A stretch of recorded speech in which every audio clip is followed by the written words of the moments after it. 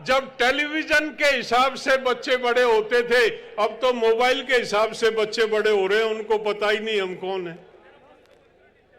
हमारा इतिहास क्या है, हमारे पूर्वज क्या थे और किस प्रकार से उन्होंने संघर्ष करके इस कौम को श्रेष्ठ कौम के दर्जे को कायम रखा।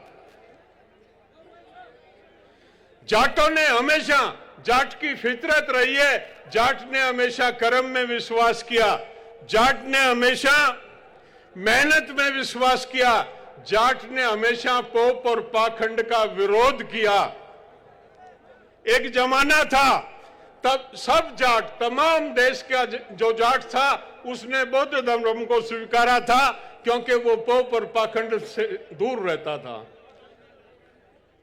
एक समय फिर आया, 7वीं शताब्दी में 2.5 लाख जाटों का कत्ल किया गया था इस राजस्थान में। 2.5 लाख।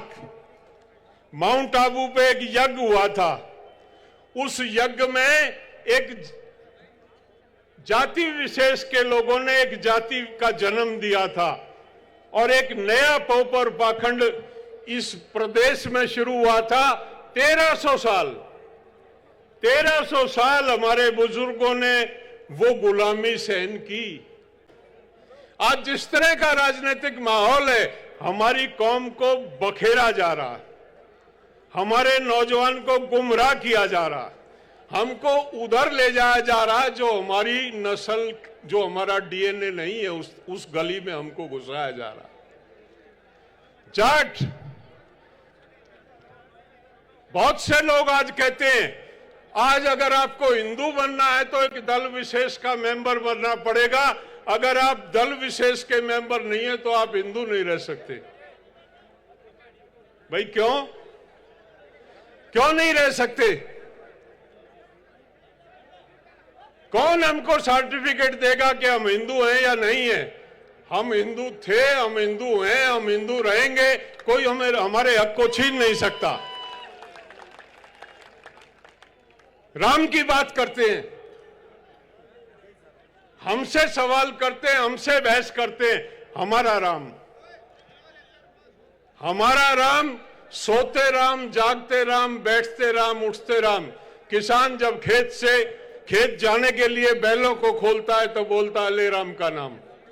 जब वो हड़ पे जुआ रखता है तो वो कहता है ले राम का नाम। जब वो गाड़ी के पंजारे बैठता है तो बोलता है ले राम का नाम। जब भी वो कोई शुभ कार्य करता है तो वो कहता है ले राम का नाम। लेकिन वो कभी किसी मंदिर में पानी चढ़ाने नहीं जाता।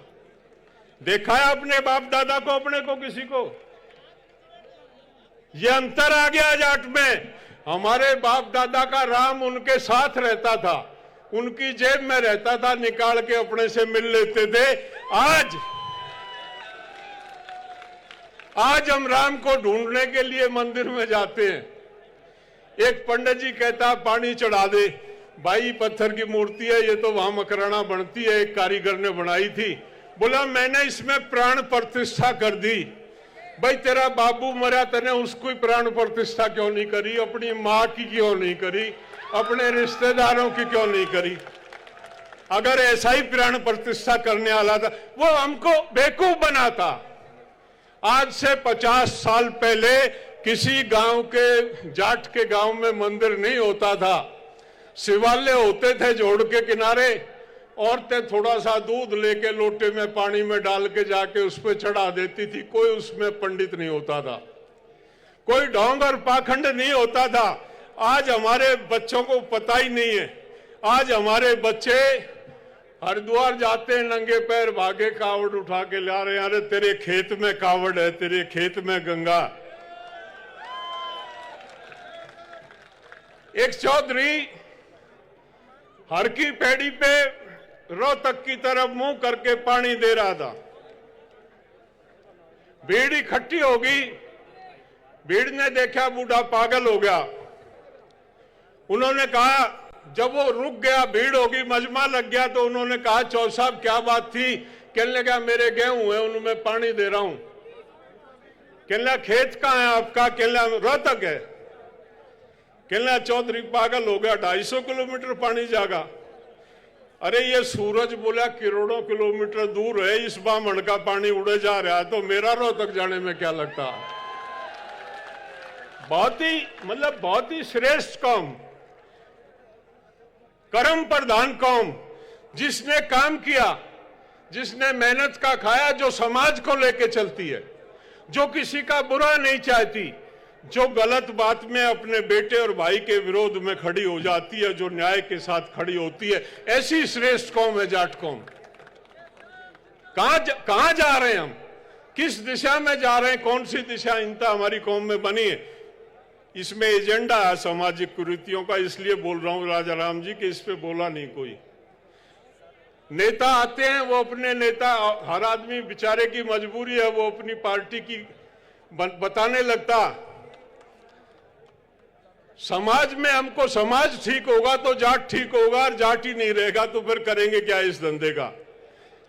बच्चों को जाट बनाओ भाई, बताओ हम जाट हैं, हम अन्याय से लड़ते हैं, हम पोप और पाखंड में नहीं पड़ते हैं, हम मेहनत करते हैं, हम हर उसके साथ हैं जिसका कोई नहीं है, उसके साथ हैं हम। वो कौम है हमारी, वो जाट है। हमको काम करने की आवश्यकता है, हमको जुड़ने की आवश्यकता, हमको अपने आप को संभालने की आवश्यकता।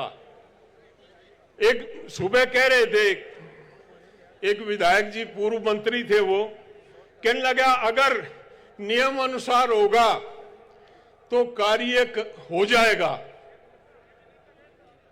अरे आपको नियम तोड़ने के लिए भेजा विधानसभा में, जो नियम हमारे अनुसार नहीं, जो नियम हमारे अनुसार नहीं है उसको बदल दो, इसलिए विधानसभा बनाई जाती है। क्या होता है नियम अनुसार नहीं होगा, लेकिन कमजोर नेतृत्व तो ऐसी बातें करता, नियम बताता।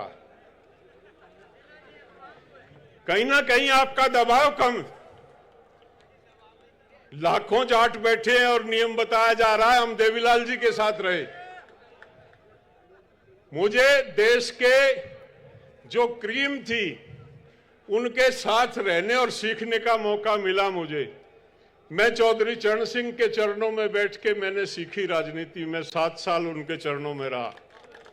मैंने कुंभाराम जी के साथ काम किया, मैंने दौलत राम जी के साथ काम किया, मैंने नाथूराम जी के साथ काम किया, मैंने ओड़ा जी के साथ में काम किया, मैंने महेंद्र सिंह टिकैत जी के साथ में काम किया।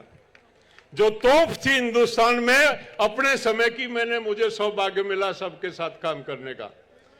एक दिन हम एक काम से गए, चौधरी देवीलाल जी के यहां बैठे थे, बोला हर्षवर्धन आजा भाई, ये बच्चे आए इस काम के लिए। तो हर्षवर्धन कहने लगा जी ऐसा कोई नियम नहीं है। कहने लगा वो नियम जो नहीं है ना उसको ले आओ, उसको बदल देंगे हम, काम तो यही होगा जो ये कह रहा है। ऐसा नेता चाहिए हमको, ऐसा नेता चाहिए इस कौम को, जो इस तरह से कौम की मजबूती के काम करे। आपको चुन दिया हमने, विधानसभा भेज दिया, आपका दायित्व है। गलत सही क्या होती है, हम कोई सूरज चांद तुड़वा के थोड़ी मंगा रहे हैं। हमारी गली नाली मोहल्ले की जमीन की छोटी मोटी समस्याएं कोई बदली है, कोई थाने तहसील का केस होगा, नियम क्या करेगा उसमें। तेरा काम ये है तू फैसिलिटेट कर लोगों के साथ। तो ये इस तरह की बातें करना हमको बिल्कुल एकदम से बड़ा, कहीं ना कहीं जब दबाव कम होता। हमने आंदोलन चलाया 13 महीने दिल्ली में,